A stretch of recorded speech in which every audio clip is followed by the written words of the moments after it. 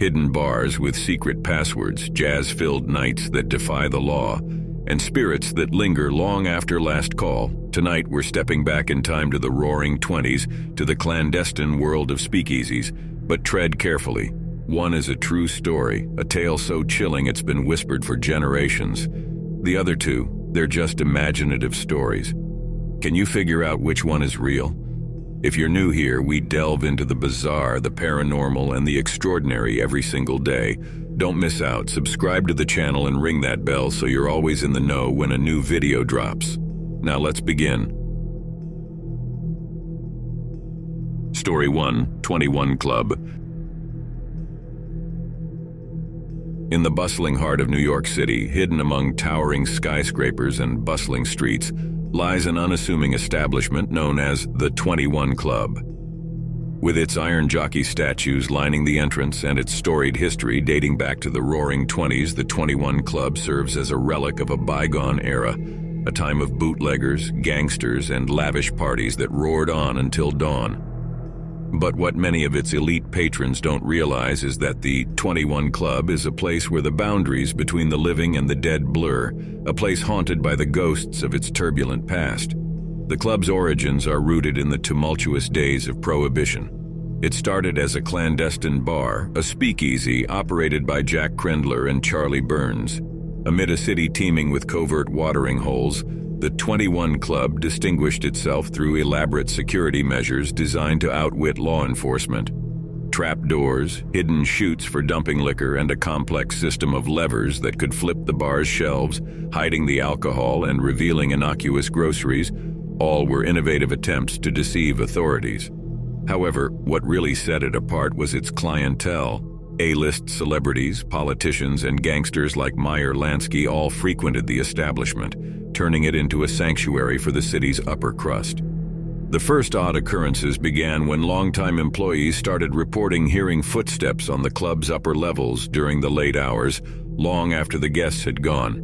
These were not the footsteps of a living person. They were too light, almost spectral in nature, pacing back and forth as if restlessly surveying the establishment. The sound of distant, ghostly laughter would sometimes accompany these footsteps, the murmuring voices hushed yet distinctly audible. Then came the sightings. The most commonly reported figure is that of a man dressed in Prohibition-era attire, complete with a bowler hat and spats. Employees and a few late-night patrons have reported seeing him in the wine cellar, a space already rife with its own eerie atmosphere. The figure seems almost to materialize out of the darkness, surveying the collection of vintage wines before slowly fading away. Many believe this phantom is none other than one of the club's original owners, keeping a spectral watch over his life's work. The second most commonly reported haunting involves the iron jockey statues at the entrance. At night, these life-sized statues appear to move ever so slightly, almost imperceptibly. Security footage has even captured these slight movements, sending shivers down the spines of the staff tasked with reviewing the tapes. Some say these jockeys represent lost souls, bound to the club because of the secret deals and illicit activities that took place within its walls during Prohibition. As the years rolled on, owners and managers have come and gone, but the spectral activities have remained, as if bound to the very fabric of the building.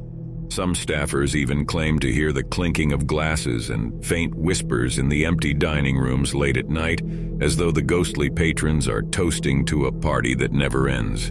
These occurrences, both unsettling and intriguing, have become a sort of hidden lore of the 21 Club, a secret shared among its long-standing employees and frequent patrons. But whether you attribute these tales to overactive imaginations or something truly otherworldly, one thing remains certain. The 21 Club is a place where New York's glamorous history and its haunted present exist side by side, trapped in an eternal dance of opulence and eeriness.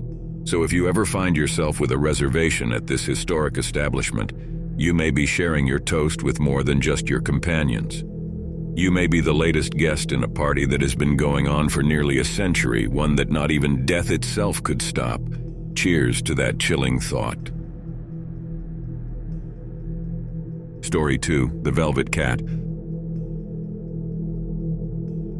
In the heart of New York City, during the height of Prohibition, existed a speakeasy known only to a select few.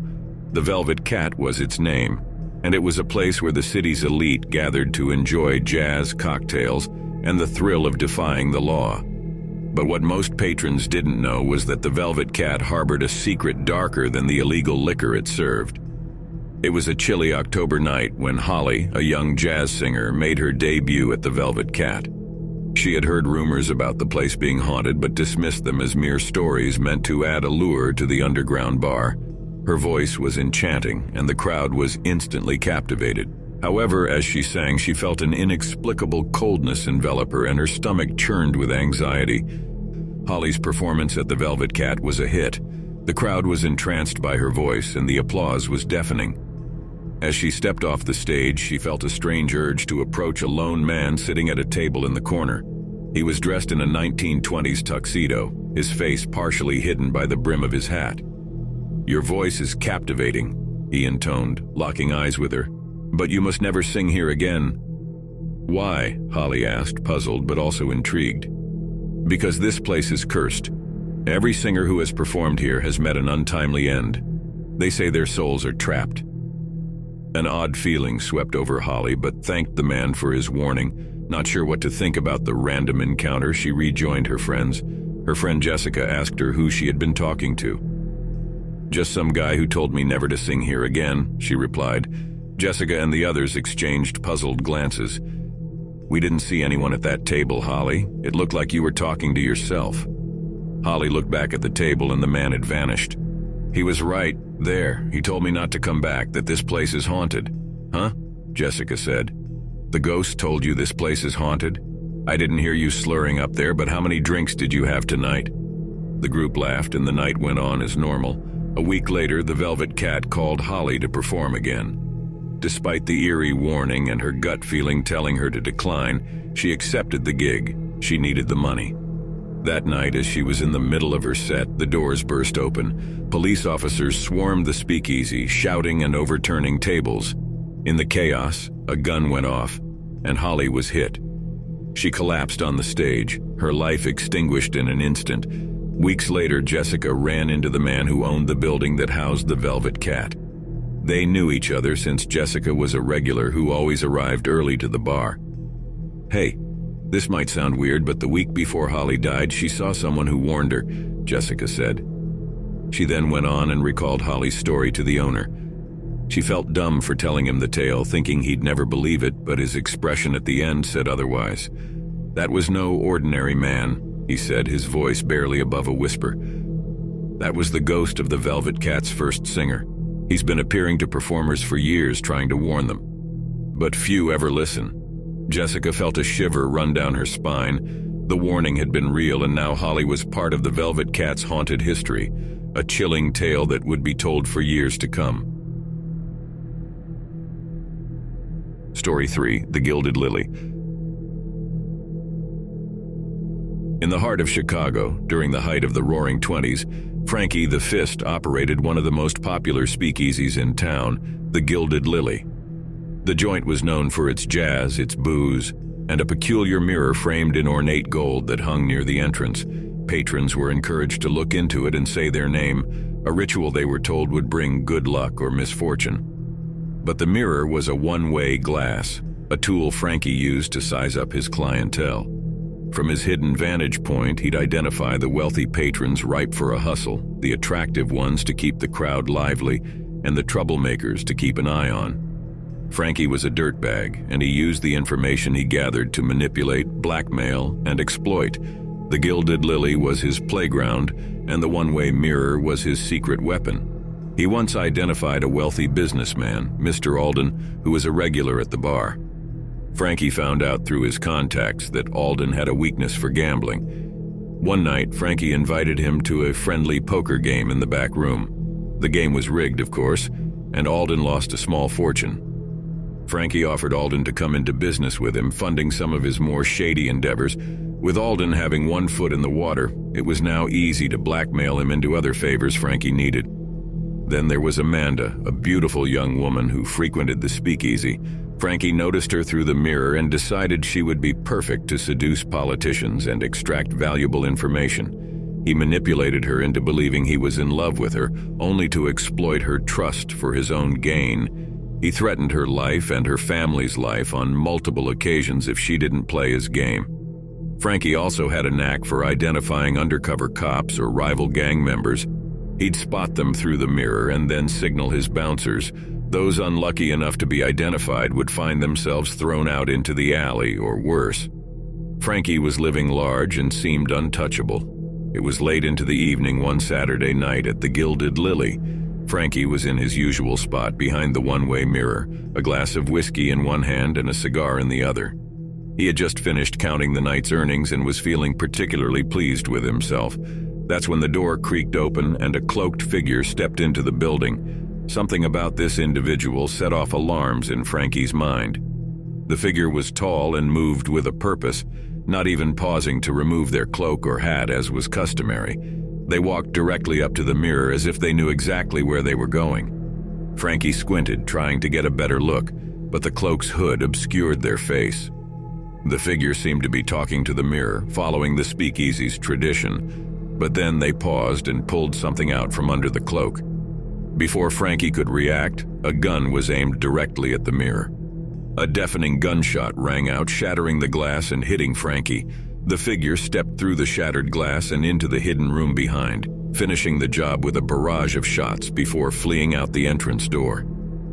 In the days following Frankie's shocking death, rumors swirled around the city about the identity of the cloaked figure. Some said it was a rival mobster, settling an old score. Others whispered it was someone being blackmailed or extorted, or possibly a vigilante who had decided to take justice into their own hands. Not many knew of the secret the mirror held. So, if you ever find yourself wandering into what used to be the Gilded Lily in Chicago, take a moment to gaze into the mirror that now stands near the wall. Say your name and wait. You might just catch a glimpse of Frankie's eyes peering back at you, as if he's still there, sizing you up, calculating your worth in a world he can no longer touch. It's as if he's left a piece of himself behind, a spectral remnant in a place where luck and misfortune are still doled out in equal measure. Your curiosity has been piqued, your imagination stretched, and now it's time to separate fact from fiction. Among these tales of speakeasies and spirits, one story stands as a testament to the eerie blend of history and the supernatural. The tale that transcends the realm of dark fantasy to become a haunting reality is none other than the story of New York City's 21 Club. The 21 Club is not just a figment of imagination, but a living, breathing institution that has stood the test of time. Founded during the Prohibition era by Jack Crendler and Charlie Burns, this iconic establishment was indeed a speakeasy, a sanctuary for the city's elite. Its elaborate security measures were not mere storytelling embellishments. They were real. Trapdoors, hidden chutes for dumping liquor, and a complex system of levers designed to flip the bar's shelves were all part of the club's ingenious ways to outwit law enforcement. The club's clientele was as illustrious as the story suggests. A-list celebrities, politicians, and even gangsters like Meyer Lansky were known to frequent the establishment. While the tales of hauntings and spectral activities are more the stuff of urban legends and folklore, they capture the essence of a place steeped in history and mystery. The 21 Club is a place where the past is so palpable, it almost feels like it has a life of its own, perhaps explaining why some believe it to be haunted.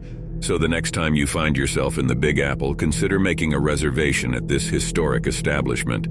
You'll not only be dining in the lap of luxury, but also stepping into a slice of New York's storied past. And who knows, you might even catch a glimpse or hear a whisper from a bygone era, making your visit an unforgettable encounter with history. Thank you for joining us on this journey through the unknown. If you enjoyed this episode, make sure to hit that like button and share it with fellow mystery seekers. And remember, in every trio of tales at 2 tricks, 1 treat. 2 will deceive, but 1 always speaks the truth. Until next time, keep questioning, keep wondering, and always stay curious.